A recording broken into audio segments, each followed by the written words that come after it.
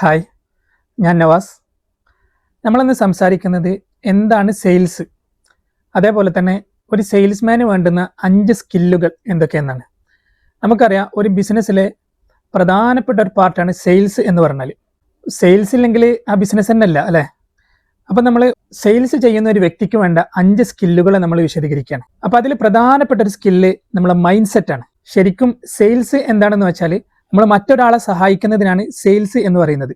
അപ്പോൾ ആ സെയിൽസ് ചെയ്യുന്ന സമയത്ത് ആ സഹായം ലഭിച്ച വ്യക്തി നമുക്ക് തരുന്ന ഈ താങ്ക് യു നോട്ടാണ് പ്രോഫിറ്റ്, അല്ലെങ്കിൽ അതിൻ്റെ വില എന്ന് പറയുന്നത്.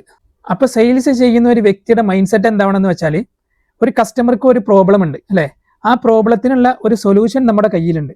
അപ്പോൾ ആ ഒരു സൊല്യൂഷൻ നമ്മൾ എന്ത് ചെയ്യാണ്, ആ കസ്റ്റമർക്ക് നൽകുകയാണ്. നമ്മൾ എന്ത് ചെയ്യല്ല, ഒരാളെ പറ്റിക്കുക അല്ലെങ്കിൽ ഇല്ലാത്ത കാര്യങ്ങൾ പറഞ്ഞു കൊടുക്കല്ല.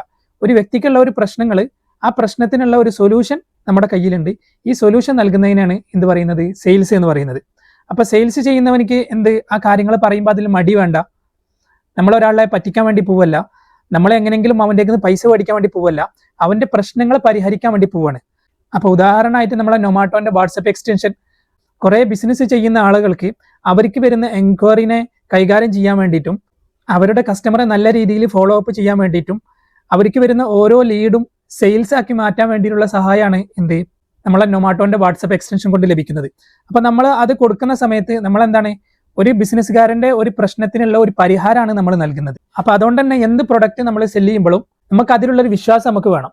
അപ്പോൾ നമുക്ക് വിശ്വാസമില്ലാത്ത കാര്യം എന്ത് ചെയ്യരുത്, നമ്മൾ വേറൊരാൾക്ക് വിൽക്കരുത്. അങ്ങനെ നമുക്ക് വിശ്വാസമില്ലാത്ത ഒരു സാധനം നമ്മൾ ഒരാൾക്ക് വിൽക്കുന്ന സമയത്ത് എന്ത് ചെയ്യും, നമ്മൾ മനസ്സിലെപ്പോഴും ഇതിങ്ങനെ ഒരാളെ പറ്റിക്കാണ്, അല്ലെങ്കിൽ ഇയാളേക്കുന്ന ആവശ്യമില്ലാതെ നമ്മൾ പൈസ മേടിക്കുകയാണ് എന്നൊക്കെയുള്ള ഒരു ചിന്ത നമ്മളെ മനസ്സിലുണ്ടാവും.